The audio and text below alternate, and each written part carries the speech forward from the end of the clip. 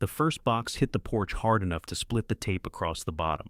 Ava Nichols caught it against her knee before her grandfather's work shirts fell into the rain. The mover who had dropped it looked sorry, but he was already backing through the farmhouse door for another load.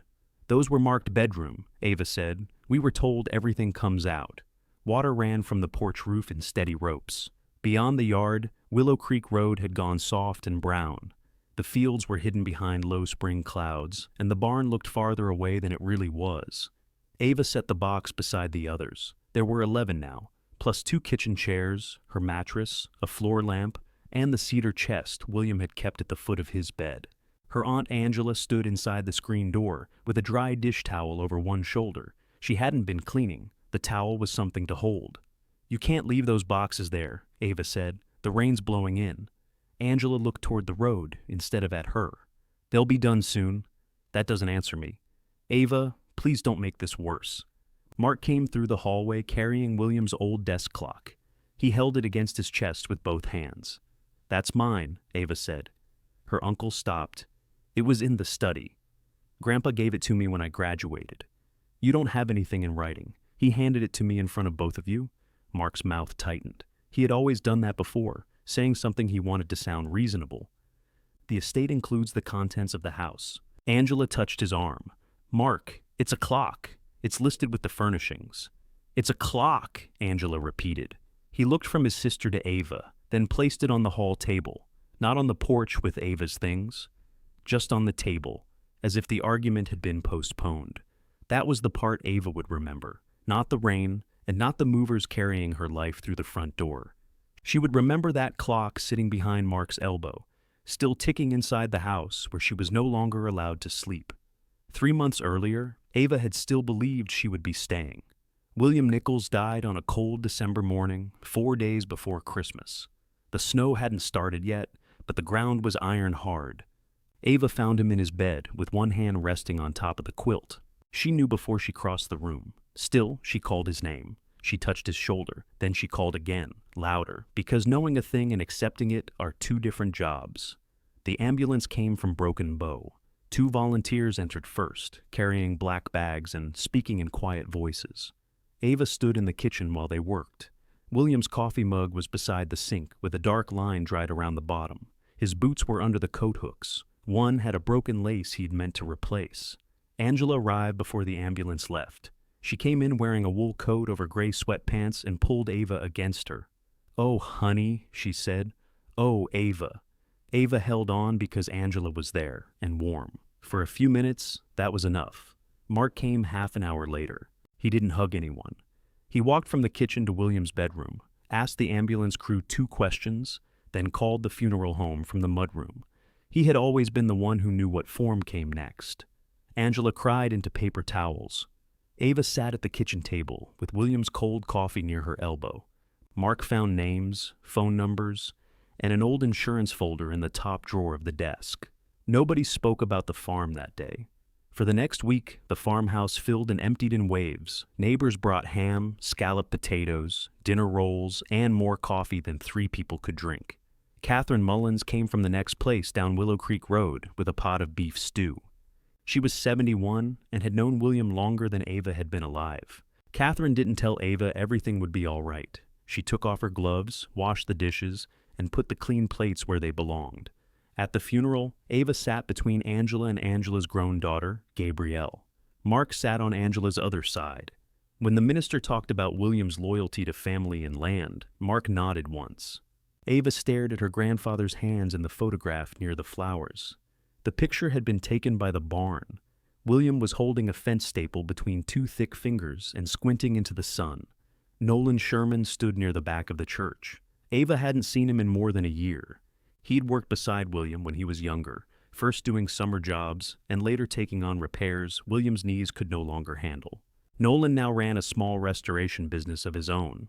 He looked older than Ava remembered, though he was only 29. There was sawdust caught in the seam of his black coat.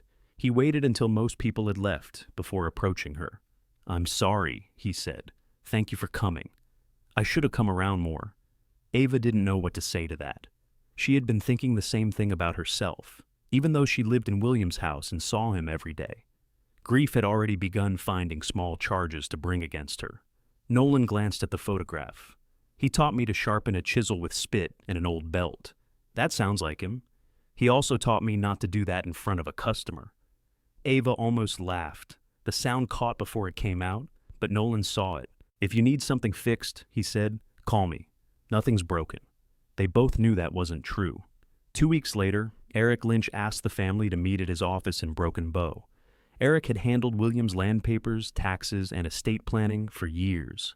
He was 58, with silver at his temples, and the tired patience of a man accustomed to relatives speaking through him. His conference room had 6 padded chairs and 1 window facing the county courthouse. Ava sat across from Angela. Mark took the chair nearest Eric's files. Gabrielle sat beside her mother with a legal pad on her lap. Gabrielle worked as a paralegal at a law firm in Kearney. It had nothing to do with the Nichols estate, but Angela had asked her to come because, as she put it, Gabrielle understood paperwork. Eric began with bank accounts, equipment, and funeral expenses. He explained that several accounts had named beneficiaries. One went to Angela, another went to Mark. William's pickup and most of the farm machinery were part of the estate. Ava waited for Eric to reach the house. She had not expected to own everything. She knew Angela and Mark were William's surviving children. She also knew she was Sean's daughter, and Sean was gone. Families often became very exact about branches once money entered the room. Still, the farmhouse was where William had raised her. Her room still had pale marks on the wall where she had moved the bookcase. Her father's tackle box was in the basement. Her mother's recipe cards were in the second kitchen drawer under the potholders. Eric removed a document from a blue folder. There is a codicil, he said. It was executed last autumn. Ava looked at him. What does that change? The house and the homestead acreage passed jointly to Angela and Mark. The room went quiet. Ava heard the courthouse clock outside strike the half hour. Gabrielle's pen stopped above her pad. All of it? Ava asked. The farmhouse and the acreage described here, yes. What was I left? Eric folded his hands. There's a separate structure excluded from the homestead transfer. Mark shifted in his chair. Eric read from the property description. It was William's old fieldstone bathhouse, out past the barn near the natural spring. William had built it in 1979. For a few years, the family used it for washing after field work and for cooling jars in the spring-fed room. Later, it became a tool shed. The roof sagged, the windows were boarded, and one wall stayed green with moss even in dry weather. Ava looked at Angela. The bathhouse? Angela pressed her lips together. Dad was sentimental about it. He left you the house and left me a shed? It isn't a shed, Mark said. You haven't been inside it in 20 years. That's not the point. What is the point? Eric raised one hand. I understand this is difficult. Ava turned to him. Did Grandpa tell you he wanted this? Eric took a breath before answering. I received the codicil with the required signatures. The terms are clear. That isn't what I asked. No, he said. William did not discuss the change with me personally. Ava felt something cold settle beneath her ribs. Who brought it to you? Mark answered before Eric could. I did. Angela's eyes moved toward him. Mark had been helping William after his health declined. He handled bills, appointments, and farm paperwork under a power of attorney. Ava knew that. She had been grateful for it. Mark drove William to appointments when she couldn't leave work. He spoke to insurance companies. He sat through long calls about prescriptions and equipment repairs. Now he rested both hands on the conference table. Dad made a decision, he said. You don't have to like it. When did he sign this? Last fall. He could barely hold a fork last fall. He had good days. Ava remembered those days. William sometimes knew the weather before looking outside. He could describe every fence line on the property. Then he would call Ava by her mother's name and ask why Sean hadn't come home from work. What day? She asked. Mark looked at Eric. Eric gave her the date. Ava knew exactly where she had been that week. She had taken William to a clinic in North Platte after he fell beside the bathtub. He'd spent 2 nights under observation. When they came home, he slept most of the next 4 days. Angela rubbed her thumb along the edge of her folder. Ava, she said, none of us wanted it handled this way. Then don't handle it this way. Angela's face changed, only slightly, but Ava saw it. There was fear under the sympathy. The land may have to be sold, Angela said. Why? It doesn't make enough. It paid its own taxes. That's not the same as making enough. For what? Angela looked down. Mark stepped in again. The farm isn't practical. Split 3 ways, he said. Dad understood that. He didn't split it 3 ways. He gave it to you two. And he gave you the bathhouse. Gabrielle lowered her pen. That sounds bad, Uncle Mark, she said. It's what the document says. Eric spoke carefully. Ava has the right to obtain separate counsel and review the codicil. With what money? Ava asked. Nobody answered. She worked 3 days a week at a veterinary supply store and kept the farm's books in the evenings.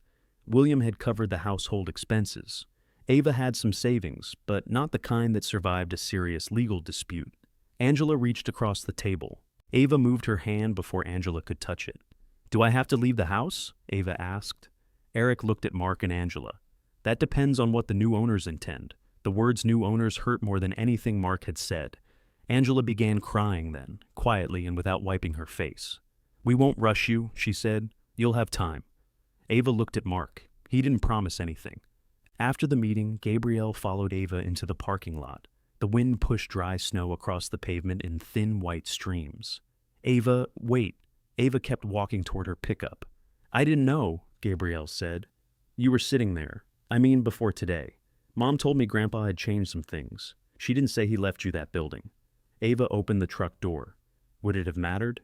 Yes. What would you have done? Gabrielle's mouth opened, then closed. That answer was honest enough. The promised time lasted less than 3 months. Angela and Mark accepted an early proposal from a developer who wanted the acreage for a larger agricultural deal. Mark called it an inquiry. Then an appraisal crew walked the fields. A week later, orange survey flags appeared near the south fence. Ava objected. Mark told her she was not an owner. She asked Eric Lynch for a copy of the codicil. He provided it. She read William's signature until the shape stopped looking like his name. The codicil gave her the bathhouse and a narrow access strip from the road. It said nothing about electricity, plumbing, or use of the barn. The boundary ran so close around the building that she could stand on her own property and nearly touch land belonging to Angela and Mark. At the end of March, Mark sent written notice giving her 10 days to vacate the farmhouse. Angela called the next evening. I argued for more time, she said. How much more? That's not fair. It's a number. Mark says the place has to be cleared before the next inspection. So you argued, and he won. We own it together. Then say no. Angela was silent. Ava stood at William's kitchen sink, looking out toward the barn. Rain tapped against the window. I can help you find an apartment, Angela said. I have the bathhouse. That isn't livable. It was good enough to leave me. That's not what I meant. Ava waited. Angela finally said, You know your grandfather loved you. Do I? The silence after that lasted longer. On eviction morning, the rain came down hard before sunrise. The movers arrived at 8. Mark met them at the door with a printed list. Ava had already packed what she could, but she wasn't finished. They carried out the rest anyway. Angela showed up at 9 with coffee and dry towels. Gabrielle didn't come. Ava didn't know whether that was kindness or cowardice. By 10, the porch was crowded. Ava carried her grandfather's shirts across the yard herself. The grass soaked through her shoes before she reached the barn. Beyond it, the bathhouse crouched near a line of cottonwoods. It was smaller than she remembered. Fieldstones formed the lower walls, with weathered boards above them. One corner of the roof had sunk. The wooden door dragged through mud when she forced it open. The smell inside was wet lime, rust, and old leaves. William's broken tools still hung from nails. A narrow bench leaned beneath the boarded window. The concrete floor had cracked in several places, and water pushed through one seam in a thin, muddy ribbon. Ava set the box on the bench. The roof leaked near the back wall. She moved a rusted bucket under the drip. The bucket had a split in the bottom, so the water ran straight through it. For the first time that morning, Ava laughed. It wasn't because anything was funny. She stood in the leaking ruin, soaked to the skin, laughing until she had to sit down. Then the floor shifted under her left boot. Ava froze. There was a low grinding sound beneath the concrete. Muddy water bubbled through the crack. Runoff from the hill had reached the old spring channel below the slab, washing soil away, grain by grain. She stepped toward the door. The center section of floor dropped with a flat, heavy crack. Ava grabbed the bench as concrete folded into darkness. Water rushed through the opening, carrying dirt and broken stone. One piece struck something hollow below. The sound was wrong. Not earth, not bedrock. Ava crouched near the edge once the movement stopped. Beneath the broken slab was a shallow chamber lined with fitted stones. Those stones were clean behind the dirt, and their edges met too neatly to be part of the spring channel. William had built that chamber. Ava found an old garden rake and pulled loose pieces away. At the far side, wedged above the running water, lay a rectangular bundle wrapped in dark oilcloth. She reached down until her shoulder pressed against the broken floor. Her fingers closed around the bundle. It was heavier than she expected. Outside, a mover called her name. Ava didn't answer. She sat on the damp bench and peeled back the oilcloth. Inside was a deed, yellowed but dry, bearing William Nichols' name. The property description meant nothing to her at first. Then she read the location. Merritt Reservoir, Cherry County. A cottage purchased in 1994. Ava read the page twice. She had never heard William mention a cottage. Angela and Mark had never mentioned one either. Behind the deed was a small piece of paper folded once. The handwriting was William's, strong and square, from years before his hands began to shake. Ava opened it.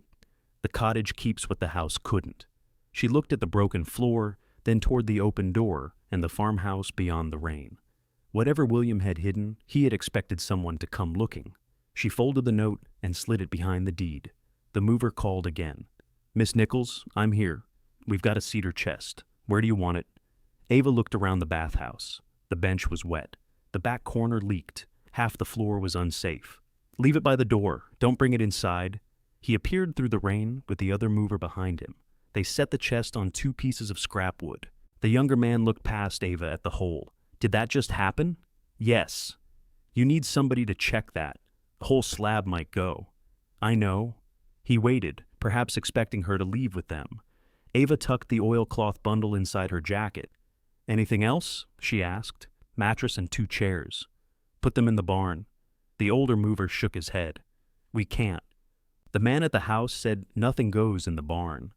Ava looked toward the farmhouse. Mark stood on the porch, protected from the rain, watching them. "Then lean the mattress against this wall," she said. "It'll get wet. It's already wet." The men carried it out. Ava shut the bathhouse door and lowered the wooden latch. The latch would not keep out anyone determined, but it gave her 10 seconds alone. She unwrapped the deed again. William's name appeared as the buyer. The seller was a couple Ava didn't know. The description named a lot near Merritt Reservoir and included a cabin, access road, and shoreline easement. A filing stamp showed the deed had been recorded in Cherry County. Ava knew enough from keeping William's farm books to understand a deed wasn't always the last word. Property could be sold, transferred, placed in a company, or lost for unpaid taxes. The paper proved William had bought the cottage. It did not prove what had happened since. She took pictures of every page with her phone. Then she photographed the note, the oilcloth, the stone chamber, and the broken floor. That was the first decision she made. She would not carry one fragile copy of anything and trust the family to leave her alone. Her second decision came when Mark knocked. "Ava, open the door." She put the papers inside her shirt, beneath her sweater. Then she lifted the latch. Mark stepped back when he saw the damage. "What happened?" The floor gave way. He leaned toward the opening. "Did you fall?" "No." "Angela," he called. "Come look at this." Ava moved between him and the broken slab. "You don't need to come in." Mark stared at her. "The building could be unstable." "It's mine." "That doesn't mean you know what you're doing. It means you ask before entering." The rain shone on his jacket. He looked over her shoulder again. "What's under there? An old spring channel?" "Then the county may not approve it for occupancy. I haven't asked the county. You can't sleep in here." Ava almost said that he should have considered that before putting her out. She didn't. Mark already knew what he had done. Giving him better words for it would change nothing. Angela crossed the grass beneath a large umbrella. Her good shoes sank into the mud. "Oh my God," she said when she reached the door. "Ava, you can't stay here." "There's a motel in town," Mark said. "You should go tonight." "Are you paying? We can discuss expenses later." "That means no."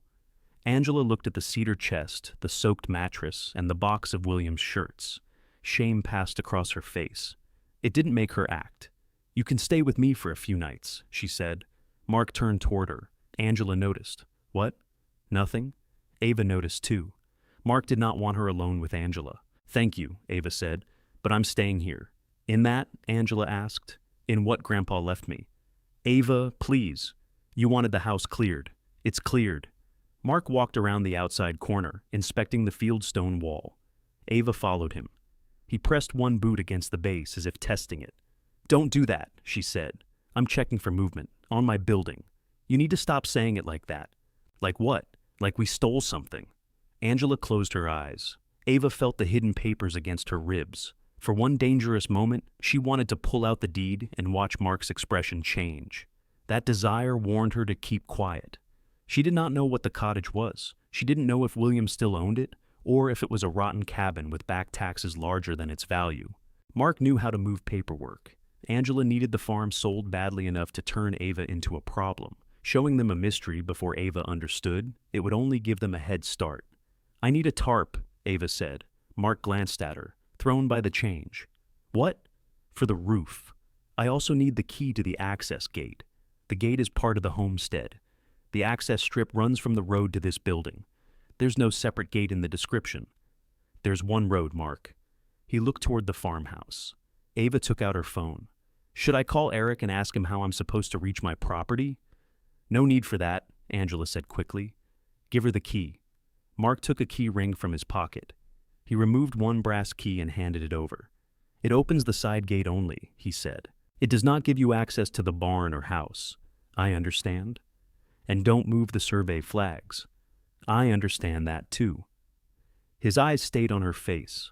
Mark knew she was holding something back, but he didn't know what. That uncertainty bothered him more than an argument would have. You should have someone inspect the floor, he said. I will. He and Angela walked back toward the house. Halfway there, Angela turned. Mark said something Ava couldn't hear. Angela faced forward and kept walking. Ava called Nolan. He answered over the whine of a saw. Sherman Restoration. It's Ava. The saw stopped. What happened? She looked at the hole. How soon can you get to Willow Creek Road? I'm in Ansley replacing porch columns. Is it the farmhouse? No. The bathhouse. There was a pause. What did William do now? The question was so natural that Ava's throat tightened. Nolan must have heard it happen because his voice softened. Sorry. The floor collapsed. That isn't something to apologize for. I meant Grandpa did something under it. Nolan moved away from the work noise. What kind of something? A stone compartment. Don't touch anything else. I already did. Of course you did. Is water running through it? Yes. Get out of the building. I'm standing by the door. Outside, Ava. She stepped into the rain. I'm outside. I can be there in about an hour. I've got to make the porch safe here first. Bring tarps. I have tarps. And I'm hiring you.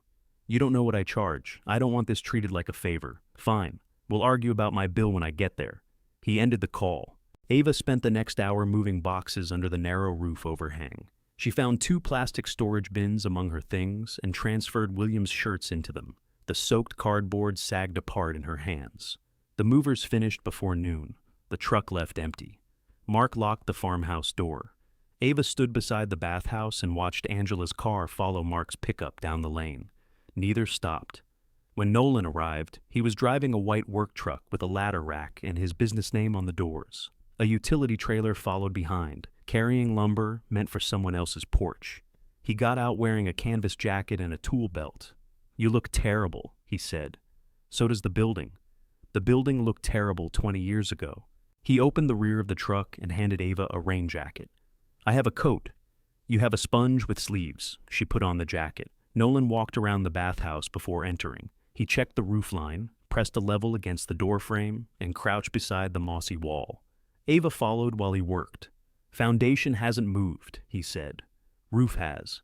Can it be saved? Everything can be saved if you lower your standards far enough. Nolan? Yes. The walls can be saved. I need to see the floor. He stepped inside and shone a work light into the opening. Water still ran below, but not as hard. He lay flat near the edge and studied the fitted stones. William built this, he said. How can you tell? He laid corners like that. Corners look different depending on who builds them. They do when the person refuses to cut a stone unless it insults him first. Ava crouched beside him. Nolan pointed into the cavity. See those two long stones meeting at the back? He called that a farmer's hinge. It isn't a hinge, he just liked making names for things. Did he teach you this? He tried. I told him hidden stone boxes weren't exactly a growth industry. You knew he made hidden compartments? I knew he liked them. Ava turned to him. Where else? Nolan sat up. Not here. Small jobs, a key pocket in a retaining wall, a dry box under a smokehouse step. He said every property needed one place a stranger wouldn't understand. Why? He never gave me the same answer twice. She took out the oilcloth bundle. Nolan stared at it but did not reach for it. That was inside? Yes. What is it? Ava handed him the deed. He read more slowly than she had. His eyes stopped at the date, then moved to the property description. Merritt Reservoir. You ever hear him mention it? No? Could he have bought a cottage without anyone knowing? William could eat half a pie without anyone knowing. I'm serious. So am I. Catherine used to leave pies on his counter. By evening, he'd accuse me of taking them. You probably did. Once. He returned the deed. This filing stamp looks real. I want more than looks. You should. Ava showed him the handwritten note. Nolan read it twice. The cottage keeps what the house couldn't. That's all he left. He expected whoever found this to know there was more, or he expected them to understand that sentence. Do you? No, then maybe there's more. Ava wrapped the pages again. Nolan set 2 temporary braces across the unsafe section. He drilled them into sound concrete near the walls, then covered the opening with thick plywood. This doesn't make the floor safe, he said. It keeps you from stepping into it by accident. I need to sleep somewhere, not in here. She looked toward the road. Nolan followed her eyes. They really put you out today? Yes. Where's Angela? She offered me her guest room, and you said no. Yes. Good. Ava looked at him. He tightened a screw. That came out wrong. It came out exactly how you meant it. Maybe. But you still can't sleep here. I can't afford a motel until we figure out whether that paper means anything. Nolan stood. You haven't checked. I called you first. That may be the first time anyone has made that mistake deliberately. He took out his phone and searched for the Cherry County Register of Deeds office. It was already past noon. Ava called while he climbed onto the roof to spread a tarp. A clerk answered on the 4th ring. Ava gave her name, then Williams. She explained that she had found an old deed and wanted to know how to request the current record. The clerk asked for the legal description. Ava read it from the paper. Keys clicked at the other end. I have the recorded deed, the clerk said. William Nichols as grantee, filed in 1994. Is there a later deed? Nothing indexed under that legal description. Ava gripped the phone tighter. What does that mean? It means I don't see a recorded sale or transfer after that deed. You'll want a title search if you need formal confirmation. Can you tell if the property still exists? The parcel is active. Improvements show a cottage. Nolan stopped moving on the roof. Who owns it now? Ava asked. I can't give you a legal opinion. The last recorded deed here names William Nichols. Are the taxes behind? That's the treasurer's office. I can transfer you. The treasurer's clerk checked the parcel number. The latest property taxes had been paid in full. Payment had arrived by cashier's check in November, weeks before William died. Can you tell me who sent it? No name appears in the payment field, just the check number. Ava thanked her and ended the call. Rain tapped against the tarp above Nolan's boots. So, it exists, he said. It existed in November, and William was still paying for it. Someone was. Nolan climbed down. Ava called Eric next. His receptionist put her through after a short wait. I found another property connected to Grandpa, Ava said. Eric was quiet. What property? A cottage in Cherry County. Are you certain it belonged to William? I have a recorded deed with his name on it. Where did you get that? In the Bathhouse. Another pause followed, longer this time. Eric, I'm here. Did you know about it? No. Was it listed in the estate? No. It wasn't disclosed to me. Could Mark know? He signed an inventory stating he had disclosed all known real property. That did not answer the question, but it told Ava something important. What happens now? She asked. I'll need a copy of the deed. If William owned the cottage when he died, it may need to be added to the estate inventory. Ava looked at Nolan. He had heard enough to understand. Would the codicil give it to Angela and Mark? She asked. Not automatically.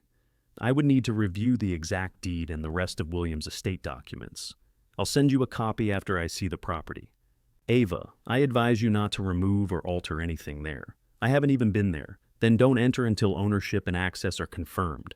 It was Grandpa's property, and William's estate is in probate, so Mark controls it. As personal representative, he has duties concerning estate property. Ava heard the warning beneath the careful words. Once Eric knew, he had to treat the cottage as part of the estate unless something proved otherwise. Eric had processed the codicil as written. He wasn't threatening her. He also wasn't protecting her. I'll call you tomorrow, she said. Ava, what? Send me the deed today. She ended the call without agreeing. Nolan came down the ladder. That bought you maybe 10 minutes. I know. Mark will hear about it. I know. What do you want to do? Ava looked at the bathhouse. The tarp had stopped the worst leak.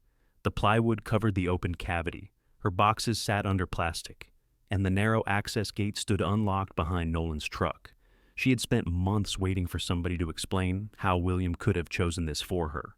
Now she had one piece of paper suggesting that he hadn't. I want to go to Cherry County, she said. That's close to 3 hours if the roads behave.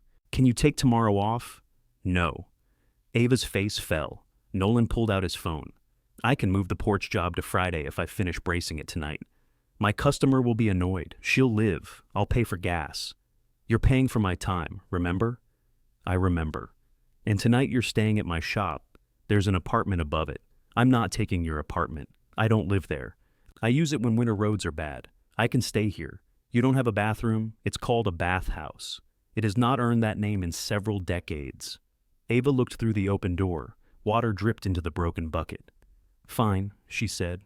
One night. Nolan packed his tools. Before they left, Ava returned to the cedar chest. She lifted the lid and placed the original deed inside William's old metal cash box. She locked it and carried the cash box to Nolan's truck. You're not leaving it here? He asked. Not anymore. As they drove toward Broken Bow, Ava's phone rang. Mark's name appeared on the screen. She let it ring until it stopped. A message came through a few seconds later. Eric says you found a document. Call me now. Ava read it, then turned the phone face down on her knee. For the first time since William's death, Mark wanted something she had. She didn't yet know what the cottage kept, but she had decided who would see it first. She answered him 6 miles later. Nolan kept his eyes on the road. The rain had eased, but water stood in the low spots. What did Eric tell you? Mark asked. That Grandpa owned a cottage. What document did you find? A deed. I need it. You need a copy? I need the original. Why? Because I'm responsible for estate property. Ava watched wet fence posts past the window. You said everything Grandpa owned was already listed. Apparently he failed to disclose something. To you, to everyone. You're sure about that? Mark breathed into the phone. Where are you? In a truck. Don't be difficult. I don't know what you want me to say. I want you to bring me the deed. I also want you to stay off that property until I know what we're dealing with. You didn't know it existed an hour ago. That doesn't change my authority. Ava rested her hand on the cash box between her boots. Did Grandpa ever talk about Merritt Reservoir? No. The answer came quickly. That made it no less believable. Mark sounded irritated, but he also sounded surprised. Did Angela know? Ava asked. No. Did you ask her? She's here. A muffled exchange followed. Angela came onto the line. Ava, where did you find this thing? In the bathhouse floor. What do you mean in the floor? There was a compartment under the slab. Angela said nothing. Ava could picture her standing in William's kitchen, one hand pressed against the counter. Did Dad put it there? Angela asked. I think so. Why would he do that? That's what I'm trying to find out, Mark's voice returned. You are not going to Cherry County. Ava almost smiled. You don't get to decide where I go. I decide who enters estate property. If it is estate property. It belonged to Dad. So did the bathhouse. And now it belongs to me. This is not the time to play games. No, it isn't. Mark lowered his voice. If you remove anything from that cottage, you could create a serious problem for yourself. That landed where he wanted it to. Ava did not know enough about probate to tell an empty warning from a useful one. I'm not removing anything, she said. Send Eric the deed. I'll send him photographs. The original, Ava. You'll get photographs. She ended the call. Nolan glanced at her. He'll probably tell Eric you refused.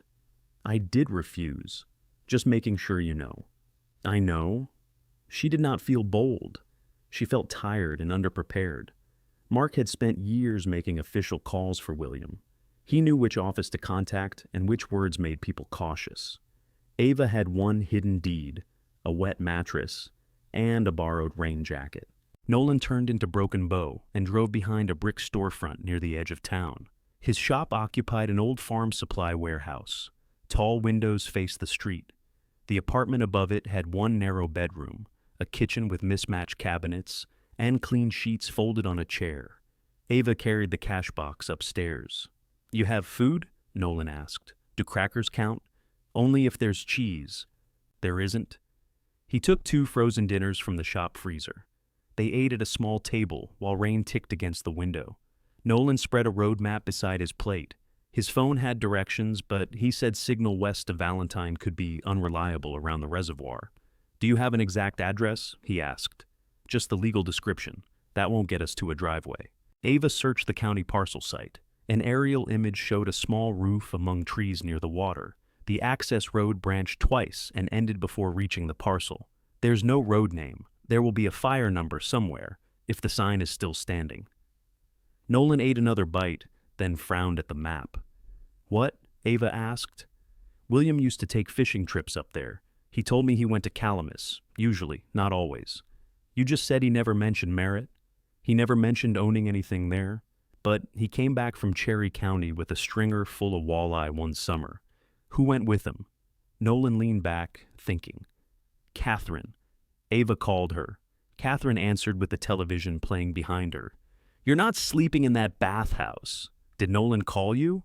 He didn't have to. Angela did. Ava looked across the table. Nolan raised both hands. What did she tell you? Ava asked. That you found papers and ran off with a carpenter. I didn't run off with him. I know that. Angela was upset. She put me out this morning. She was upset about that too. Not enough to stop it. Catherine turned down the television. Where are you? At Nolan's shop. Good. The apartment upstairs is clean. You knew about it? I helped him paint it, Nolan mouthed. Ask her.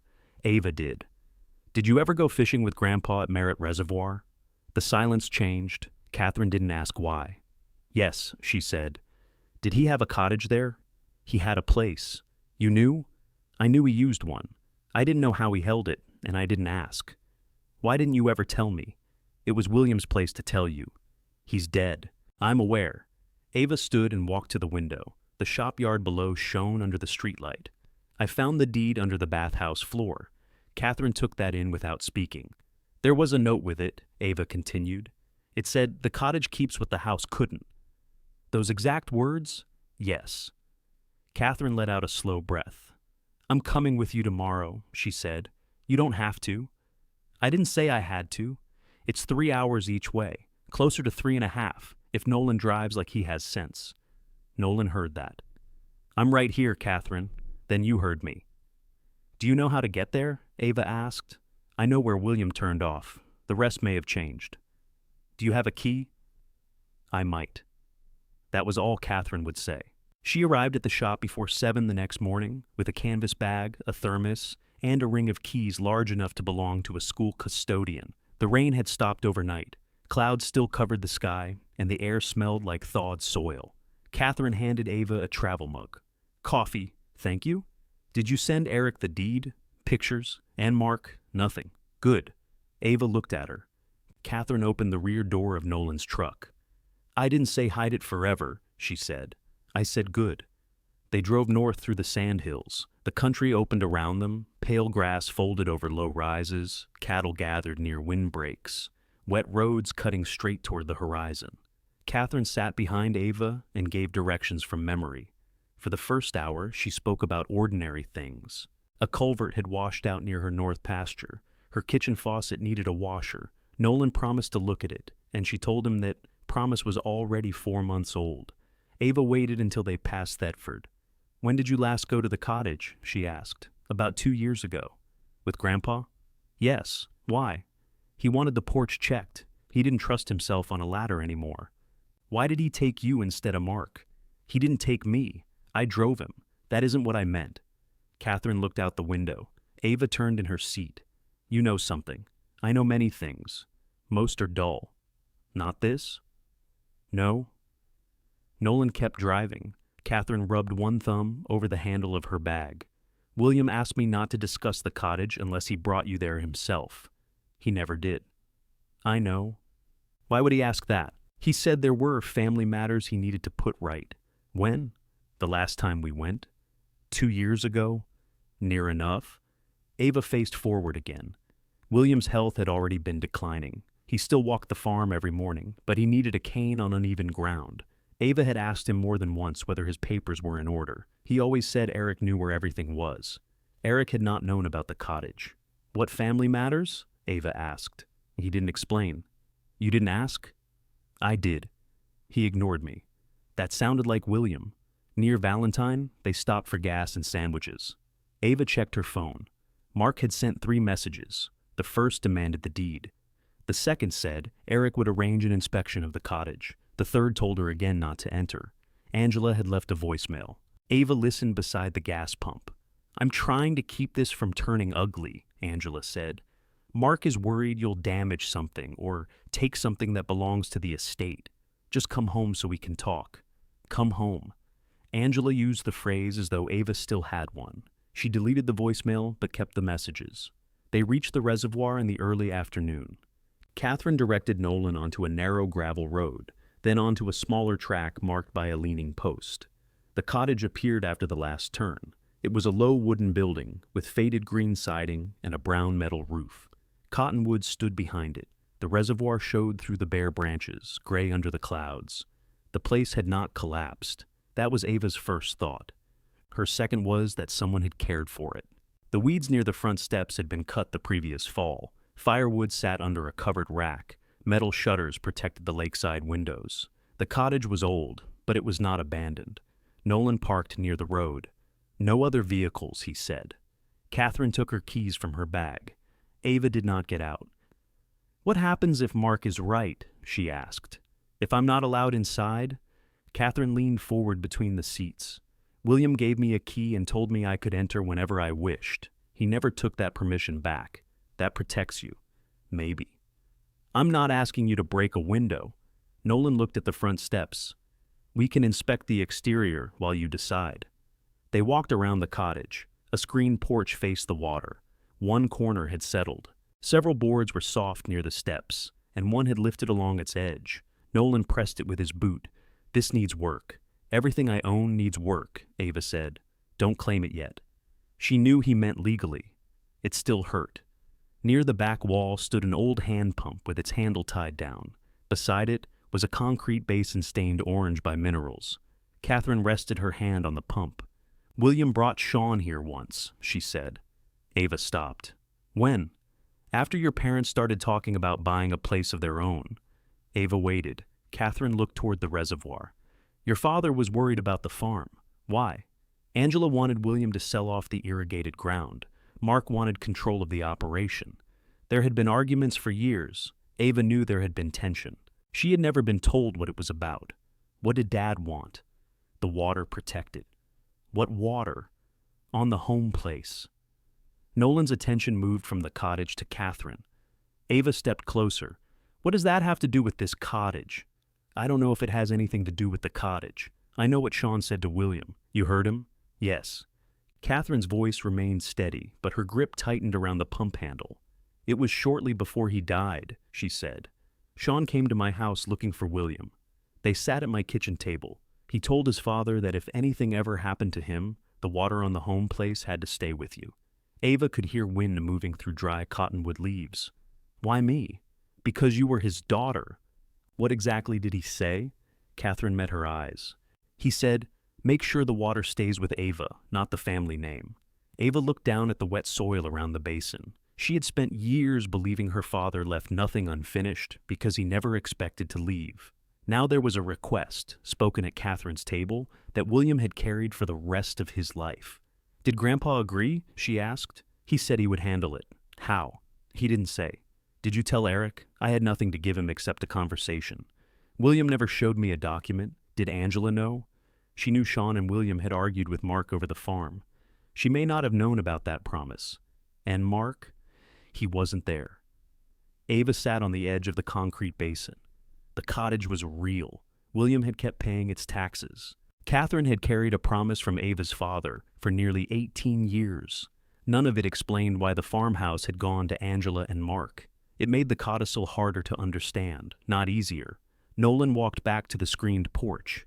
There's your complication. Ava joined him. Which one? The cottage points to the house. The note says the house couldn't keep something. Catherine says William promised to protect something at the house. The water. Maybe. Ava looked at the loose porch board beneath his boot. What made that lift? Moisture? Bad fasteners? Could be rot. Could it be Grandpa? Nolan crouched and brushed dirt from the board's edge. 2 screw heads showed beneath old green paint. They were not rusted like the nails around them. He did not pry it up. Instead, he looked at Catherine. Let's see if your key works first. Catherine tried 3 keys before the lock turned. The cottage smelled closed but dry. Afternoon light entered when Nolan opened the shutters. A sofa sat beneath a patched quilt. Tin cups hung beside the sink. On the table was a battery lantern, a deck of cards, and a coffee can full of pencils. Ava walked through each room without touching anything. In the bedroom, one of William's flannel shirts hung behind the door. She pressed the sleeve between her fingers. From the porch, Nolan called her name. He had found fresh scratches around the newer screws. Someone had lifted that board before and fastened it back down. Ava joined him outside. Mark's latest message appeared on her phone as she knelt beside Nolan. An estate representative will be there tomorrow morning. Do not interfere. Nolan read it over her shoulder. Catherine locked the cottage door behind them. Ava placed one hand on the loose board. This time, she knew Mark was moving toward the same place she was. Nolan removed his hand from the board. If we lift it, he said, we document everything. Ava nodded. Before, during, and after. No pockets, no walking off with loose papers. You think I'd do that? I think Mark will say you did. Catherine set her canvas bag on the porch table. He'll say worse if there's something useful under there. Ava opened the camera on her phone. She recorded the whole porch, then moved closer to the loose board. The newer screws appeared clearly against the old paint. She said the date, the time, and where they were. Her voice sounded too formal, so she stopped. What else? She asked. Nothing, Nolan said. Just keep the camera on my hands. He fetched a drill from the truck. The first screw came out easily. The second turned twice, then caught. Nolan worked it loose by hand. Catherine watched from the cottage door. You knew he hid things, Ava said to her.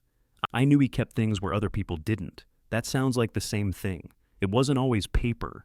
Once he hid my pruning shears in his freezer because he said I was cutting his roses wrong. You were, Nolan said. Catherine ignored him.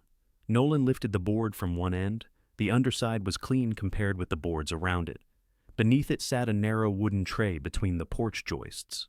At first, Ava saw only a folded piece of roofing felt. Nolan moved the board aside. Don't step closer. This joist has rot. He tested the wood, then knelt across the stronger boards. He pulled back the roofing felt. A flat metal box rested underneath. It was dark green, about the size of a large book, with a rubber seal around the lid. No lock held it shut. A strip of blue cloth had been tied through the handle. Ava recognized the cloth. William had used the same faded blue cotton to mark tools he didn't want borrowed. There was still a strip around the handle of his pruning saw in the barn. Nolan glanced at her. Keep recording. He lifted the box and placed it on the porch table. Water had marked the outside, but the seal held. Catherine found a clean dish towel in the kitchen and wiped away the dirt. Do you want to open it? Nolan asked. Ava set her phone against a tin cup with the camera facing the table. Her fingers shook when she loosened the cloth. The lid resisted. Nolan held the box while she worked a butter knife beneath the seal. Air entered with a faint hiss. Inside were 3 paper packets wrapped in waxed cloth. Ava lifted the first. The top page carried the name of a trust. William's name appeared below it, followed by a date in 2010. She read the title again. What does irrevocable mean? Nolan asked. Catherine answered. It means he wasn't supposed to be able to take it back whenever he felt like it.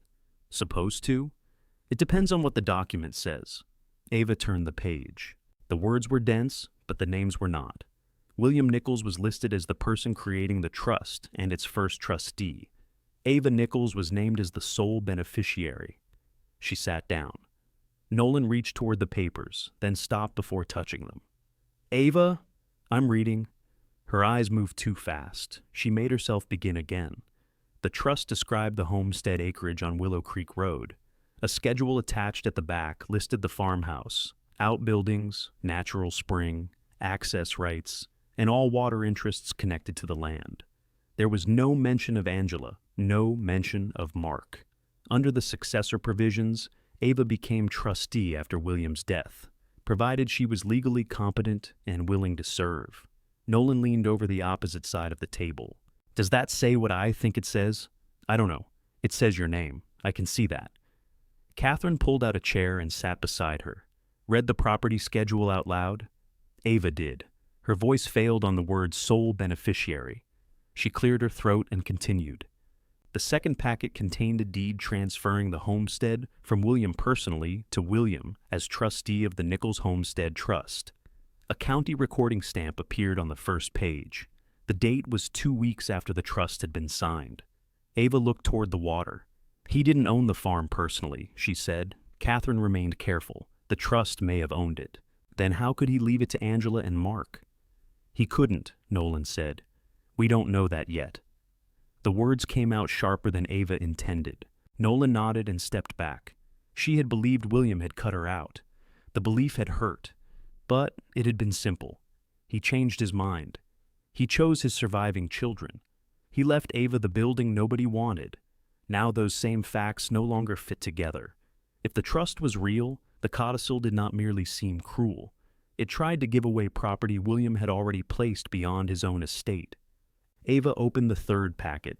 A stiff paper folder held an old permit, a later certification, maps of the home place, and records of well measurements. The original permit date was in 1958, long before William built the bathhouse. Across the top, in faded type, were the words Senior Groundwater Irrigation Permit. The legal description matched the homestead acreage. Ava traced one boundary on the map without touching the page. This is the water Dad meant. Catherine looked at the permit number. It may be. What else could he have meant? I don't want to tell you. I understand a paper I've never seen. Nolan pointed to the trust schedule. It lists the permit number. The number matched. Ava placed both pages side by side. William had written a short note at the bottom of the schedule. Water remains with the land. Land remains for Ava. There was no greeting, no explanation. Catherine covered her mouth. Ava did not cry. She stared at the handwriting until Nolan moved the phone closer so the words stayed clear on the recording. The promise had not been forgotten. Whatever had happened later, William had acted on it. Ava turned through the permit records. Some pages were older than William's ownership of the farm. The right had passed with the acreage from an earlier generation. Later, renewals carried stamps from county and regional offices. One page described annual pumping limits. Another showed priority status. What makes it senior? Ava asked. The date, I think, Catherine said. Older rights are usually treated differently when water gets tight. Differently how? You need someone who knows. Nolan looked toward the road. Before tomorrow morning. Ava checked the time. It was after 4. Catherine took out her phone. Who are you calling? Ava asked. Jason Jensen. How do you know him? He used to work for the Natural Resources District. William had him look at a well problem years ago. Did he know about the trust? No. William didn't show him family papers. Jason checked pump records and told him the meter was wrong. Catherine found the number. Jason answered while they were still seated around the porch table. Catherine put the call on speaker. I need you to listen before you tell me you're busy, she said. I'm busy. You didn't listen. A man laughed softly on the other end. Go ahead. Catherine gave him the permit number. His tone changed. Where did you get that? We're looking at it. Who is we? Ava Nichols, Nolan Sherman, and me. There was a pause. Is William there? Jason asked. Catherine looked at Ava. No, she said. William died in December. I hadn't heard. I'm sorry. Ava thanked him. Jason asked where they were. Catherine gave him the cottage location. What documents do you have? He said. A permit, maps, renewals, and a trust schedule, Ava said. A trust? It names me as beneficiary of the farm. Jason stopped asking questions for several seconds. Do not mark the pages, he said. Do not separate anything that was fastened together. Photograph every front and back. We already recorded opening the box, Nolan said. Good. Who opened it? I removed the porch board. Ava opened the box. Who has handled the papers? All three of us, but only at the edges. That's fine. This isn't a crime scene. I'm trying to keep the history clean. Ava looked at the dirt beneath Nolan's boots. Can you tell if the permit is real? Not over the phone. Do you recognize the number? Yes. The answer tightened the air around the table. What do you know about it? Ava asked. I remember seeing that filing series when I worked at the district. Some of those early permits carry priority that newer users don't have. Is it valuable? It can be. That depends on the acreage, pumping history, basin rules, transfer limits, and what the trust actually owns. Can you come here? Not tonight. Someone from the estate is coming tomorrow morning. Which estate? Williams. Jason asked who handled it. Ava told him. I know Eric Lynch, he said. He's careful. He processed a codicil giving this land to my aunt and uncle. Was the trust disclosed? No one knew about it. Did the codicil change the trust? I don't know. It usually can't. Not if the property was properly transferred and the trust remained in force. Ava pressed her palm against the table. Can you say that again? Usually a will or codicil only controls property a person owns at death. If the trust already owned the farm, William's codicil may not control it. Catherine closed her eyes. May not? Nolan asked. I haven't read the documents or checked the recording. I'm not promising anything. What do we do tonight? Ava asked. Secure the originals. Make complete copies. Tomorrow, bring them to my office in Broken Bow. We're at Merritt. I'm in Valentine today for a hearing. I can meet you at the Cherry County Courthouse when it opens. Ava looked toward the road again. What time? 8:30. We'll compare the deed and trust transfer to county records first. Then I'll contact the district about the permit. Can Mark stop us? He can object to you removing property from a cottage he says belongs to the estate. That doesn't mean he gets to take personal possession of documents naming you as trustee. What if his representative arrives first? Who is the representative? He didn't say? Then don't guess. Lock the cottage, keep the box with you. Send Eric an email tonight stating what was found, where it was found, and who witnessed it. He told me to send the deed yesterday. Send copies of everything now. Keeping him informed helps you. Ava did not want to hand Mark a map of what she had found. Jason seemed to understand her silence. Eric represents the estate, he said. He does not represent Mark's personal wishes. Give him a chance to do his job. Will he tell Mark? Probably. Mark is the personal representative, so Mark will know before we verify anything. Yes. Ava looked at William's note on the trust schedule. Water remains with the land. Land remains for Ava. All right, she said. After the call, they copied every page using the scanner app on Nolan's phone. Catherine checked the image count against the originals. Ava emailed the files to herself, Nolan, and Jason. Then she wrote to Eric. She kept it plain. They had found a sealed box beneath the cottage porch. It contained a trust dated in 2010, a recorded transfer of the homestead into that trust, and documents concerning a senior water permit. The originals were secure. They would be checked against public records in the morning. She attached the photographs. Her finger rested above the send button. Nolan waited without speaking. Ava sent it. Eric called 9 minutes later. I'm reviewing the documents, he said. His voice sounded different from the day before. There was no patient explanation in it now. Are they real? I can't answer that from photographs. Jason Jensen is meeting us at the courthouse.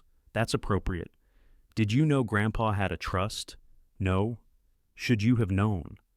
If William transferred land into it and the deed was recorded, it should have appeared in a full title examination. Did you do one? The estate has not reached that stage. Mark provided tax records and a property inventory. The proposed sale would have required a title commitment before closing, so somebody would have found it eventually. Yes. Before or after I lost the farm. Eric exhaled. If the recorded deed is valid, the estate cannot sell land it does not own. Ava sat very still. What about the codicil? I need to review the original estate file. You already processed it. I processed the document presented to me. That does not make every claim in it correct. Who prepared it? Another silence. The formatting resembles a standard form, Eric said. It was not drafted by my office. Who witnessed it? 2 names appear on the page, along with a notarization. Do you know them? I'm going to examine that tomorrow. The answer gave Ava one more thing she had not known to question. When did you last speak to Grandpa? She asked. Several months before his death. Before the codicil? Yes. Was he changing his estate plan? Not with me. Eric's voice softened, but only slightly. Ava, listen carefully. Do not surrender those originals to Angela or Mark. Bring them to Jason. After he makes copies, place them somewhere secure. I will ask Mark's representative not to enter the cottage until we understand ownership. Ask? I'll put it in writing. Who is the representative? Mark himself. Ava stood. He's coming here? He told me he intended to inspect newly discovered estate property. He said a representative. I can't explain his wording. A vehicle moved along the distant access road. Nolan stepped to the porch rail. It was a dark pickup, but it continued past the turn. Eric was still speaking. Do not confront him alone. I'm not alone. Good. Be at the courthouse in the morning. I'll contact you after I pull the original file. The call ended. Catherine made sandwiches from what she had packed. Nobody ate much. They replaced the papers inside the metal box, but Ava kept the box with her. Nolan fastened the porch board loosely so the opening would not be obvious from the road. He photographed that too. As evening settled over the reservoir, the 3 of them sat inside with the shutters closed and one lamp burning. Ava read the trust from beginning to end. The legal words still resisted her. The plain parts did not. William had not left her a leaking bathhouse because it was all she deserved. He had left it because the deed inside pointed here. The cottage was never the inheritance. It was where he had hidden the proof that the house already belonged to her. That made her angrier than the codicil had. The codicil had told her William rejected her. The trust showed someone else had tried to speak with his voice. Ava slept for less than an hour on the cottage sofa. Nolan took the first watch near the window. Catherine took the second, though nobody had asked either of them to keep watch. At 6:20, tires rolled over the gravel. Nolan opened the shutter an inch. It's Mark. A second vehicle followed his pickup. Angela, Ava said. Catherine poured the old coffee down the sink. They came together, but they couldn't stand to ride together. Mark knocked once and tried the door. Catherine held it closed. I have permission to enter this property, she called. From a dead man, Mark said. His permission lasted longer than your manners. Ava put the green metal box on the table. Hiding it now would make everything harder to explain later. Let them in, she said. Nolan turned on his phone camera before Catherine opened the door. Mark entered first. Angela followed with her purse tucked beneath one arm. She looked as if she had dressed in the dark. Her blouse was wrinkled, and yesterday's makeup remained beneath her eyes. Mark saw the metal box. I'll take that. No, Ava said. You removed it from estate property. I removed it from a compartment under the porch. Everything has been photographed. I saw your email. Then you know the trust names me. I know a set of papers appeared after Dad died. Nolan stood beside the table. I recorded the box coming out. Mark looked at his phone. Turn that off. No, this is a private family matter. I'm here as Ava's contractor and a witness. You were hired to fix a shed. The shed led here. Angela moved closer to the box, but did not touch it. Can I see them? She asked. Ava opened the lid and handed her copies, not the originals. Angela read the first page. Her eyes found Ava's name. She turned to the property schedule, then to the recorded deed. Mark, she said, I've seen the pictures. This was recorded. It needs to be checked. But you told me Dad owned the farm. He did. This says the trust owned it. Mark took the copies from her. It says a document was recorded. That doesn't tell us whether the trust was revoked, amended, or replaced. Irrevocable, Catherine said. Trusts can still be challenged. Ava watched her uncle closely. He was not shocked that William had wanted the land protected for her. He was shocked that proof had survived. You knew Grandpa wanted me to have it, she said.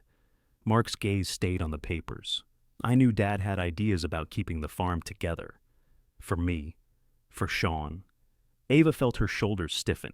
Angela sat at the table. Mark, don't. No, she wants the truth. I've wanted it for months. Ava said. Mark put the copies down. Dad never got over losing Sean. After that, everything became about preserving Sean's place. Sean's room stayed the same. Sean's tools stayed in the barn. Sean's daughter stayed in the house.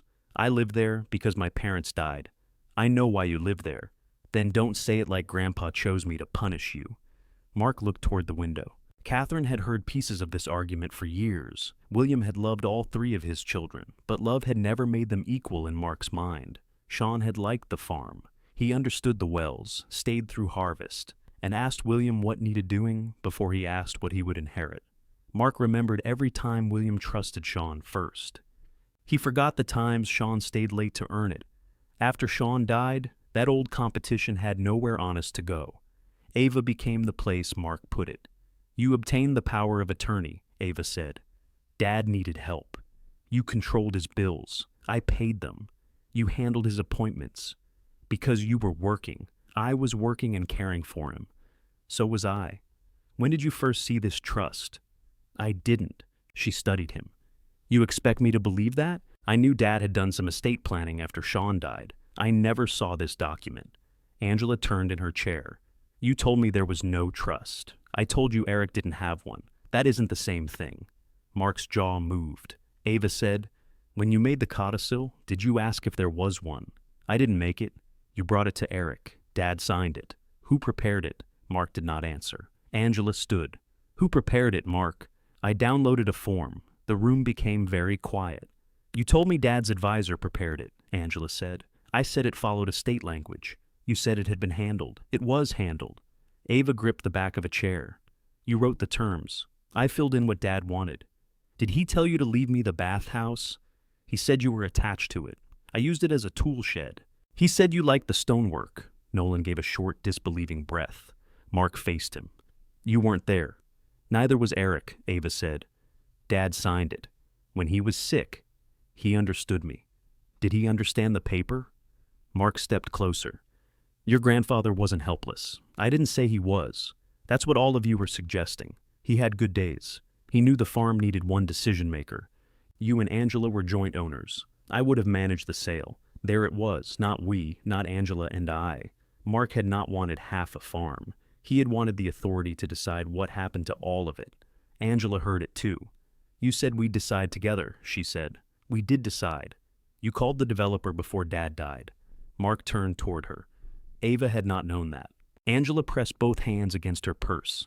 He asked about value. I thought that was all. It was all. You had the appraisal started. Dad's care was expensive. His accounts covered his care, Ava said. You didn't know every expense. I kept the books. Mark looked at her with open irritation now. You kept household books. You didn't run the operation.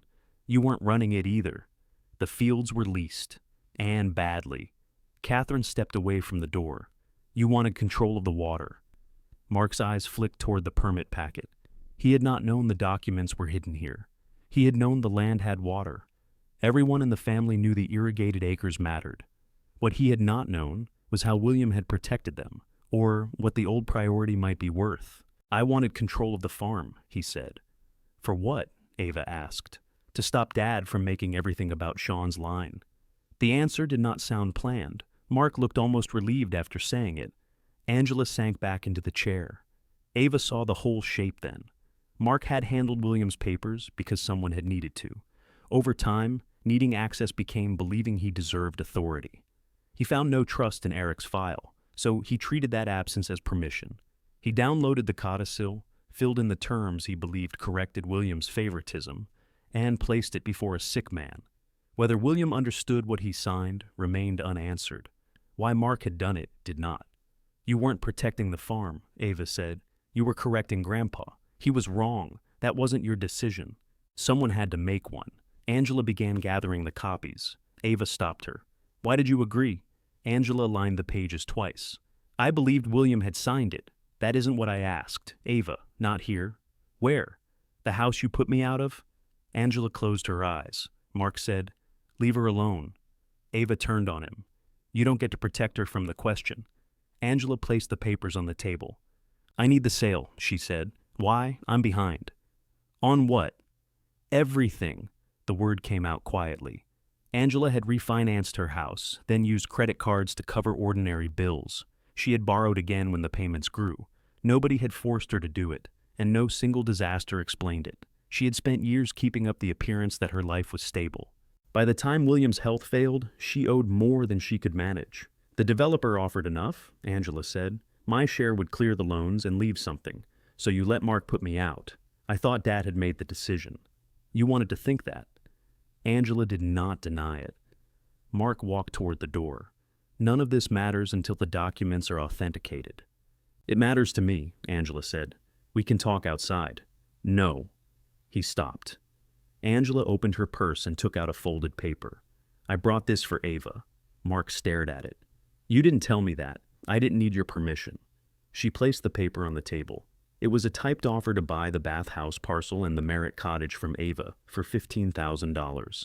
The offer said ownership disputes would be resolved by the buyers. It required Ava to transfer any interest she held in both properties and turn over all related documents. Ava read it slowly. You wrote this last night? I had Gabrielle help with the format. Does she know what it's for? She knows I wanted a simple offer. Does she know about the trust? She saw the email after you sent it. Mark took the offer from the table. This is useless. It gives Ava money now, Angela said. It gives us time to sort out the rest. It gives you the box, Ava said. Angela looked at her. You could get an apartment, replace what was ruined in the rain. With $15,000, I give you the bathhouse, the cottage, and every document. You don't even know what the cottage is worth. Neither do you. It needs repairs. The bathhouse is nearly falling down. Then why buy them? Angela had no answer that could survive being spoken. Ava folded the offer and returned it. No. Think about it. I did. You've had it for 1 minute. I've had 3 months to learn what your help costs. Angela flinched. Ava did not take pleasure in it. She simply did not soften the answer. Mark opened the door. We're done. No, Ava said. You're done entering this cottage. He turned back. If the trust is valid, I'm the trustee. If it isn't, Eric told you not to enter until ownership is clear. Either way, you leave now. You can't order me off family property. Nolan held up his phone. She just did. Catherine opened the screen door wider. Angela left first. Mark stayed long enough to look at the green box, the room, and Ava. You think a hidden paper makes you ready to run that place? He asked. No. The answer caught him. Ava continued. I think it means Grandpa didn't give it to you. Mark walked out. They watched both vehicles turn onto the gravel road. Ava's hands began shaking only after they were gone. Nolan closed the door. Catherine put fresh coffee in front of her. At 8, they packed the metal box in a dry tool case and left for the courthouse. Ava carried Angela's unsigned offer in her bag. It was not proof of fraud. It did prove that before anyone had confirmed the trust, Angela was already willing to pay for the right to make it disappear. Jason was waiting beside the records counter when they arrived. He wore a brown suit, work boots, and a tie that had been knotted before sunrise. He shook Ava's hand, greeted Catherine, then asked Nolan to keep recording while they opened the tool case. The clerk gave them a side table. Jason examined the trust page by page. He checked signatures, dates, staples, recording stamps, and the embossed seal on the trustee's deed. He spent the longest time on the property schedule. Nothing obvious is missing, he said. Is that good? Ava asked. It's better than something obvious being missing. He compared the cottage deed to the county index. The property had remained under William's name since 1994. There were no recorded mortgages, tax liens, or later transfers. The cottage entered his estate when he died, Jason said. Unless another document directs it somewhere, the trust doesn't list it. No. It appears he owned this one personally. So, who owns it now? Eric will need to examine the will. The cottage may pass under a general clause, but the deed proves William owned it, and the access rights are intact. Ava looked at the green box. Then Mark may control it as personal representative. For now, he may have duties over it. That does not give him the right to destroy or conceal documents found there. Jason requested certified copies of the cottage deed and tax record. Ava paid the clerk with her debit card. It was the first money she had spent on the inheritance itself. The receipt was small enough to lose in her pocket, so Catherine put it inside a sandwich bag. They left for Broken Bow before 10. Jason drove separately. He spent much of the trip calling the Custer County Register of Deeds. the Natural Resources District, and Eric Lynch.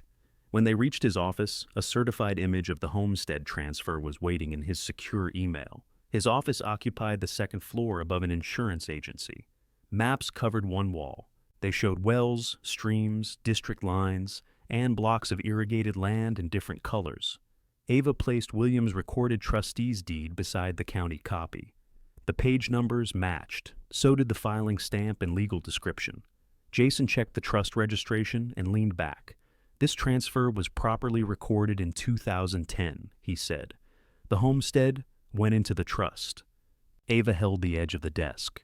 Can the codicil take it out? Not by itself. Can Mark sell it? Not through William's probate estate. The estate doesn't own it. Nolan let out the breath he had been holding. Catherine asked, what could still go wrong? A court could find the trust invalid. Someone could claim William lacked capacity when he created it. Someone could challenge the transfer. But it was made 15 years before the codicil, and the deed has been public that entire time. Grandpa was fine then, Ava said. His condition in 2010 will still need support if it's challenged. For now, the record favors the trust. Jason turned to the successor trustee page. This gives you authority after William's death. You'll need to sign an acceptance and obtain a certification of trust. That shorter certificate lets banks, agencies, and other parties deal with you without receiving every private page. I can do that today? You can sign the acceptance. I'll prepare the certificate. Ava looked at Catherine and Nolan. For months, every official sentence had reduced her position. New owners, estate property, notice to vacate.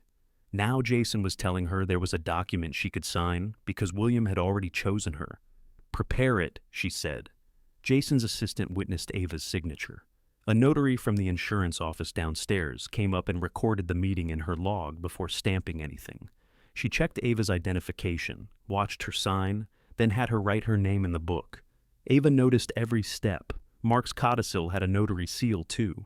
Until that afternoon, she had treated the seal as a machine that turned paper into fact. Watching the ordinary care behind a real notarization made her wonder who had watched William sign. Jason handed her the completed acceptance. You are acting trustee as of today, he said. That means you protect the property. It does not mean you start changing locks without notice while the dispute is developing. What about the eviction? If the trust owned the farmhouse, Angela and Mark had no authority as Davies to remove you. Mark may argue he believed the codicil controlled. That question will be addressed. Can I go home? Jason considered it. Legally, your position is much stronger. Practically, I don't want you arriving alone and creating a confrontation before Eric responds. Ava folded her hands in her lap. You're asking me to keep sleeping somewhere else while they stay in my house. I'm asking you to protect the result, not just the moment. She did not like it. She understood it. All right. A district records officer sent the water file shortly after 3. Jason displayed it on a large monitor. The permit number matched William's copy. The acreage matched the trust schedule. Annual reports showed continuous beneficial use, which meant the right had not been left idle long enough to create an abandonment problem. A later certificate confirmed the original priority date. Jason pointed to it. This is the part people will care about. What does it give me? Ava asked. The right to pump within these limits for the irrigated acreage, subject to current district rules. Because the filing is old, it has stronger standing than many later rights during restrictions. Can it be sold? Not like a truck. Water rights are tied to land, use, location, and approval. Some benefits can be leased or transferred under district procedures. The land can also be worth more because the right stays with it. How much more? I authenticate rights. I don't appraise them. He called Landon black only after Ava agreed. Landon worked with the Lou Basin Irrigation Cooperative. Jason described the filing without giving Ava's family history. Landon knew the permit series. Do you have continuous pumping records? He asked through the speaker. Confirmed, Jason said. Any abandonment findings? None. Same acreage as the original? Yes. Landon asked for a private review of the records. Ava authorized Jason to send them. How soon can you meet? Landon asked. Tomorrow, Ava said. I'll be on Willow Creek Road at 9, Mark called while they were still in Jason's office. Ava let Jason listen. I'm at the farmhouse, Mark said. The locks have been changed. By whom? Me. Ava looked at Jason. Mark continued. Until ownership is settled, nobody enters without my approval. Eric told you the trust owns the farm. Eric told me you found a document that requires review. The county record matches it. I'm not discussing this over the phone. You called me. I'm protecting the property. From its trustee, Mark hung up. Jason wrote down the time and Mark's exact words. "Do not go there tonight," he said. Ava stared at the acceptance document in front of her. "He changed my locks after learning the house might not be his." "Yes." "What do I do?" "Give me until morning." The next day, Landon met them beside the locked gate. Ava had spent another night above Nolan's shop. Catherine arrived with breakfast. Nolan brought the tool case, though the originals now sat in a safe deposit box opened in Ava's name as trustee.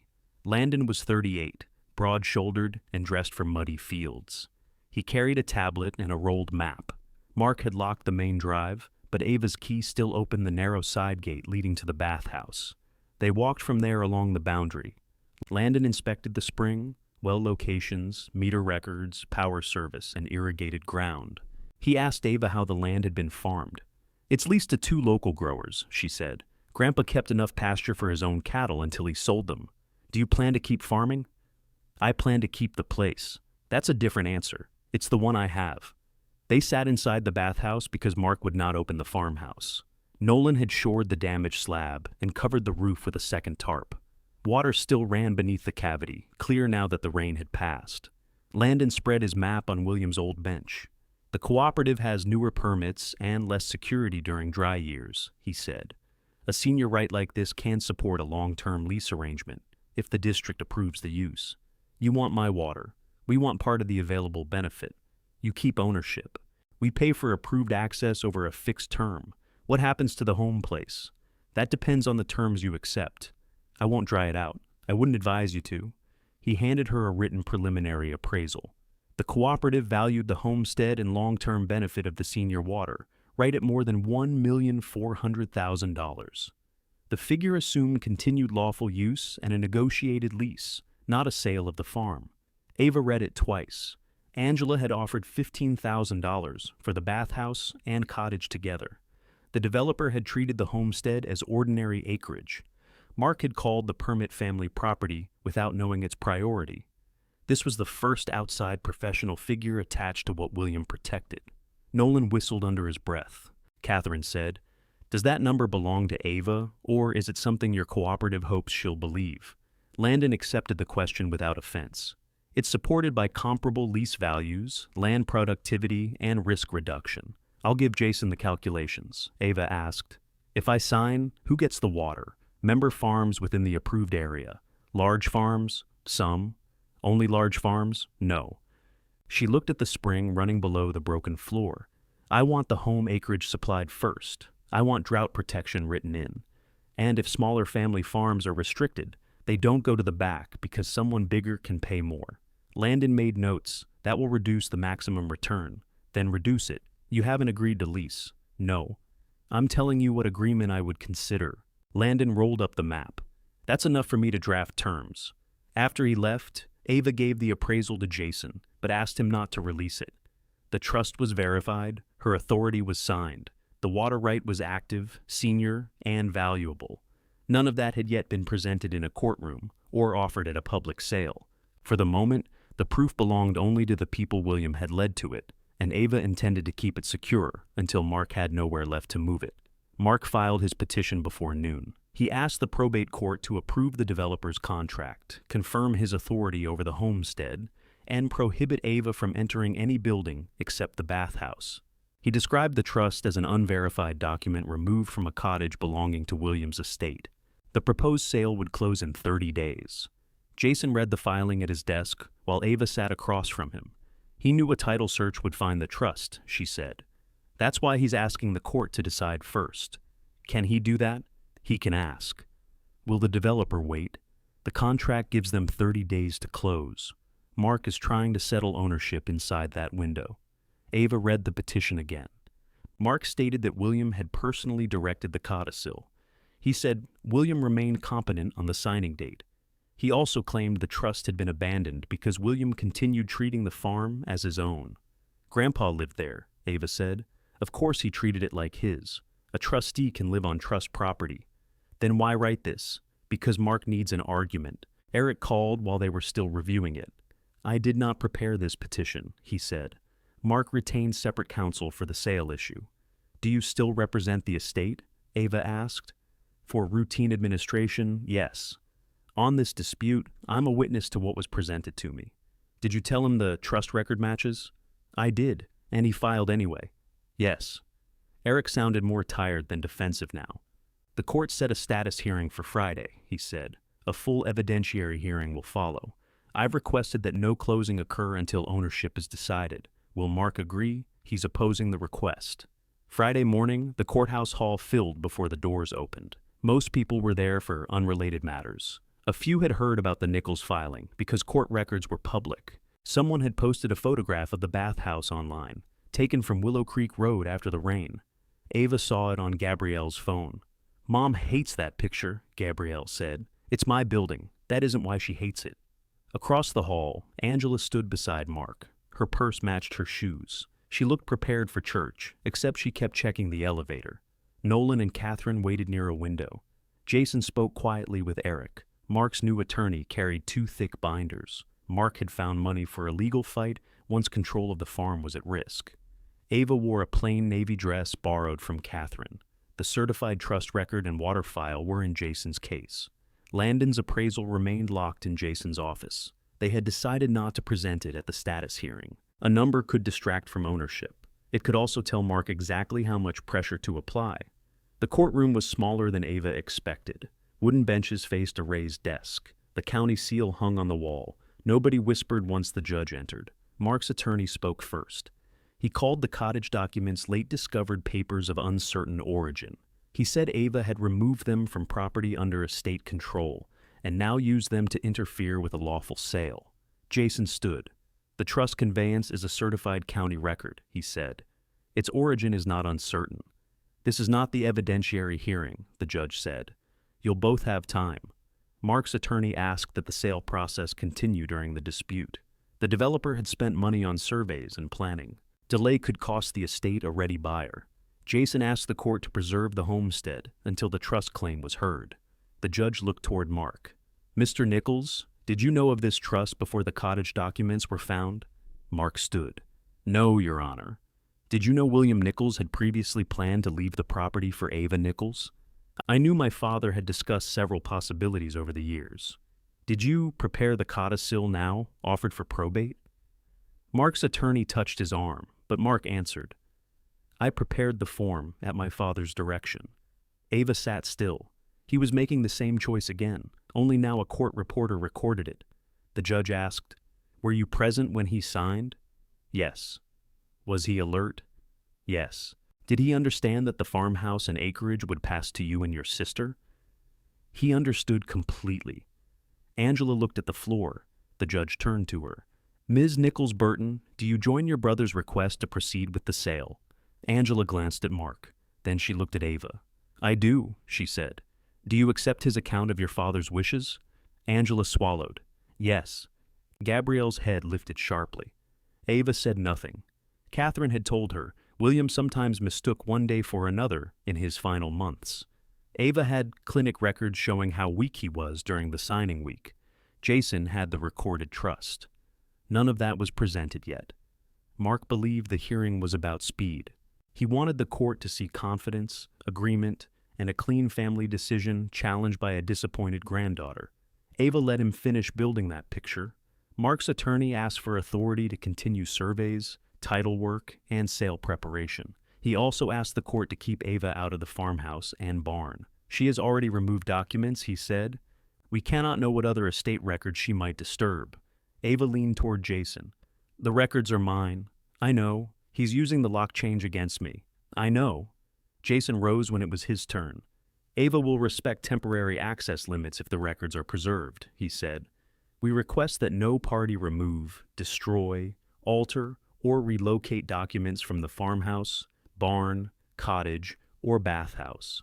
Mark's attorney objected to including the bathhouse because it was not estate property. The judge looked at him. Then preserving its contents should not burden your client.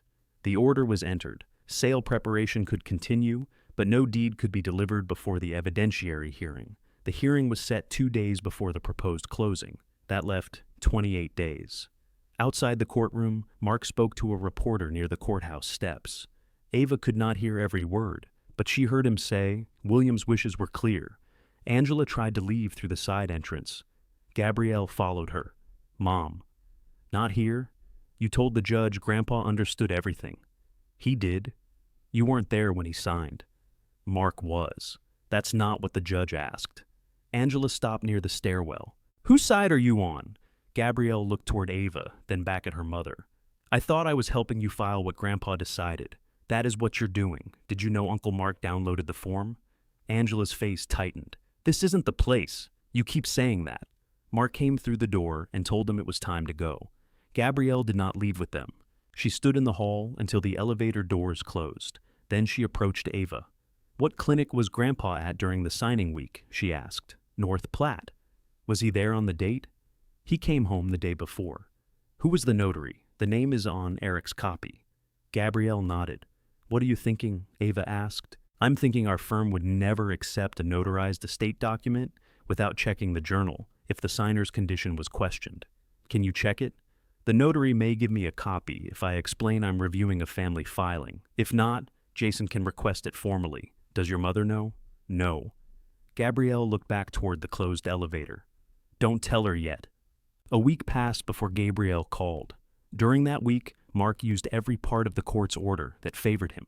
Survey crews returned. A soil testing truck parked near the south field.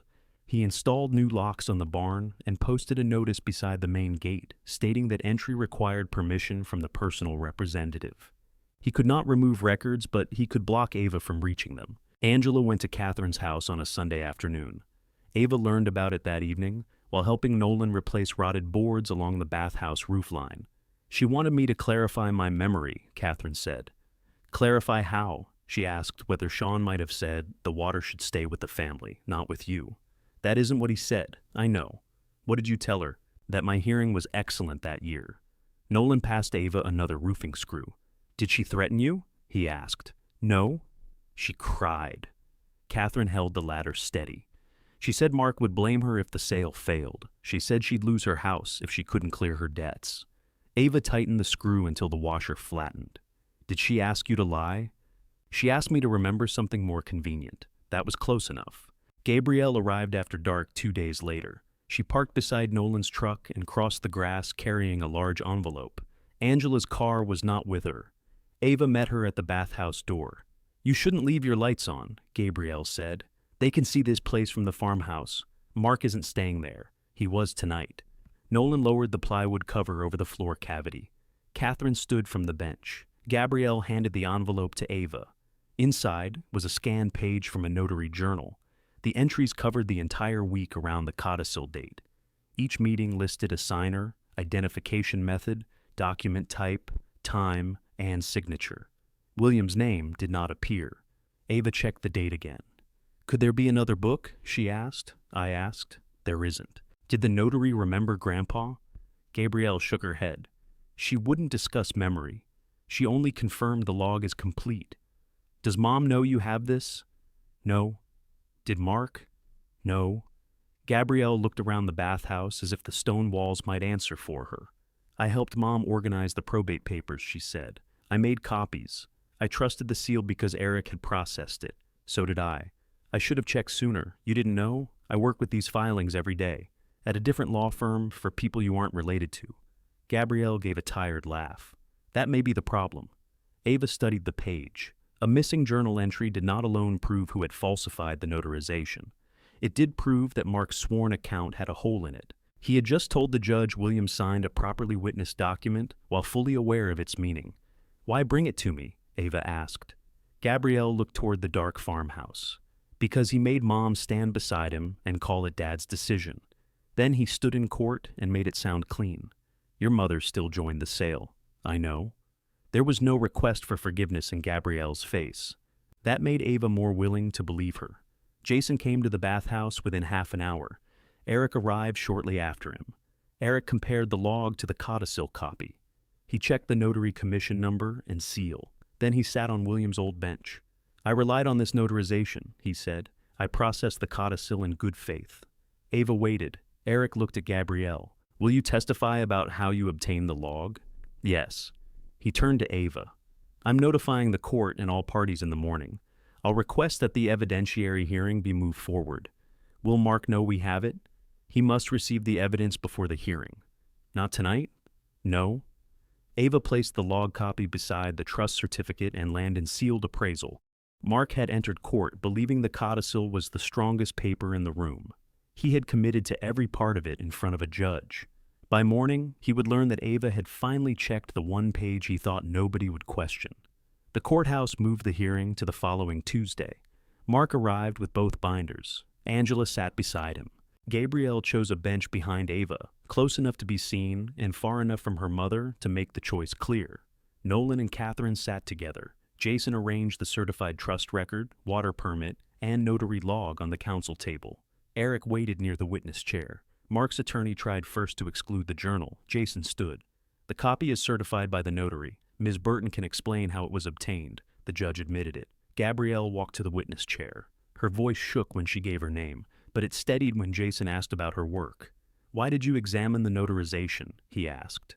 The signing date fell during a week when William's condition was already being questioned. At my firm, we would check the notary journal. Did you check it? Yes. Is William Nichols listed? No. Is the journal complete for that week? The notary confirmed it is. Mark stared straight ahead. Eric testified next. He explained how Mark had delivered the codicil after William's death. The signatures appeared complete, and the notary seal gave him no reason then to reject it. Did you prepare that codicil? Jason asked. No. Did William discuss it with you? No. When did you learn Mark had prepared the form? At the cottage, after the trust was found. Would you have processed the codicil if you'd known the notarization wasn't recorded? No. I would have stopped the filing and investigated. Mark's attorney stood. Are you accusing my client of forging his father's signature? Eric looked at Mark before answering. I'm saying I processed the document in good faith, and the foundation I relied upon is not true. Catherine testified about William's condition and Sean's promise. Tell the court what Sean said, Jason asked. Catherine folded her hands. He told William, make sure the water stays with Ava, not the family name. William said he would handle it. Jason authenticated the trust against the recorded county deed. He explained that William had transferred the homestead into the trust 15 years before the codicil. He then matched the original water permit to the district record. The permit remains active, he said. It belongs with the trust acreage. Nolan described the bathhouse floor giving way during Ava's eviction, the oilcloth bundle, and the cottage deed inside. He described removing the porch board while Ava recorded his hands. The judge watched the video of the green box being opened. Then, Mark testified. He said William had asked him to prepare the codicil. He said the missing journal entry must be the notary's mistake. Where was the document notarized? Jason asked. At the farmhouse. What time? I don't remember. Who else was present? The witnesses. Name them. Mark named 2 people. Eric's records showed neither had responded to requests for confirmation. Jason placed William's clinic discharge record before him. William returned home the day before the date on this codicil, correct? Yes. He needed help walking, sometimes. He was taking medication that affected alertness. He still knew his family. That wasn't my question. Mark looked toward Angela. She lowered her eyes. The judge asked the final questions. Mr. Nichols, did the notary personally watch your father sign? Mark's attorney whispered to him. Mark's face reddened. The document carries a seal. That wasn't my question either. Mark did not answer. The judge ruled from the bench the codicil could not stand. Its execution had not been proved. Its notarization conflicted with the certified journal, and Mark's account was not credible. The court voided it for fraud and removed him as personal representative. The recorded trust remained valid. Ava was confirmed as trustee and sole beneficiary of the homestead, including the farmhouse, acreage, spring, and senior water right. Eric then produced William's earlier will. Its unchanged residue clause directed property not otherwise listed into the trust. The Merritt cottage therefore passed to the trust as well. The developer's sale was denied. Angela began crying before the judge finished. Mark closed his binder and left it on the table. Outside the courtroom, he approached Ava near the stairs. "You've got what you wanted," he said. "I wanted Grandpa alive." He looked away. "You won't enter the farm without written permission," she said. "You won't handle its papers, accounts, or water filings. If you need something that belongs to you, Eric can arrange it. I grew up there, so did I." She did not tell him he could never return. She also did not offer him a key. Angela waited until Mark walked away. "I'm going to lose my house," she said. Ava did not offer to cover the debt. "I'm sorry you're in that position. You could help. I could. I'm not going to use Grandpa's land to erase the choices that put me out in the rain." Angela nodded, as if each word had weight. "Can I come for the photographs?" she asked. "Make a list. Gabrielle can come with you." It was not forgiveness. It was a door opened only as far as Ava could safely hold it. 2 days later, Ava returned to the farmhouse. Nolan cut off Mark's new locks. Catherine carried groceries into the kitchen. Gabrielle stood on the porch holding William's desk clock. "I found it in Mom's car," she said. "Mark must have put it there after the movers left." Ava took it. The clock had stopped. Nolan set it on the kitchen table, opened the back, and adjusted one bent contact. It began ticking again. Gabrielle looked toward the hall. "Do you want me to go?" Ava considered the question. "No. Help Catherine with the sheets." That was the beginning, not the settlement. The settlement came weeks later at the cottage. Gabrielle spent a Saturday scraping old paint from the screened porch while Ava replaced rusted screws. "I don't expect things to be normal," Gabrielle said. "They weren't normal before. I should have questioned Mom sooner." "Yes." Gabrielle stopped scraping. Ava handed her another sheet of sandpaper. "You questioned her when it cost you something. I know the difference." They worked until the porch boards were smooth. Landon returned with revised lease terms in early summer. Ava met him at the bathhouse with Jason. The agreement protected water for the home acreage first. It reserved drought access for smaller member farms and leased only part of the available benefit. The return was lower than Landon's first maximum figure, but it repaired the farmhouse, funded the land, and kept the water attached to its purpose. Ava signed as trustee. Then the work became visible. Nolan rebuilt the bathhouse roof, while Ava cleaned each field stone with a stiff brush. They preserved the open cavity beneath a fitted glass panel. The cottage deed stayed in the bank, but a copy rested inside with William's handwritten note. Catherine brought the old pruning saw with its strip of blue cloth. They hung it above the bench. At Merritt Reservoir, Ava and Gabrielle replaced the porch board with a small hinge panel. The green box went back beneath it, empty now except for copies and a list of where the originals were secured. The cottage received new screens, safe wiring, and a repaired pump. It remained a place for quiet weekends, fishing, and the family conversations William had postponed too long. By autumn, the farmhouse windows opened without sticking. The kitchen faucet no longer dripped. Nolan repaired the cedar chest, and Ava returned William's shirts to the bedroom closet. If stories about young people rebuilding a life after family betrayal matter to you, subscribe and return for the next inheritance story. On the first cold evening of the season, Ava walked from the bathhouse with wet mud on her boots. Clear spring water moved beneath the glass floor, steady over the stones William had fitted by hand. Catherine's truck stood beside the barn. Nolan's tools were spread across the porch. Gabrielle was inside setting bowls on the kitchen table. Ava opened the farmhouse door without knocking. William's clock ticked in the hall, warm light filled the windows, and Willow Creek Road led all the way home.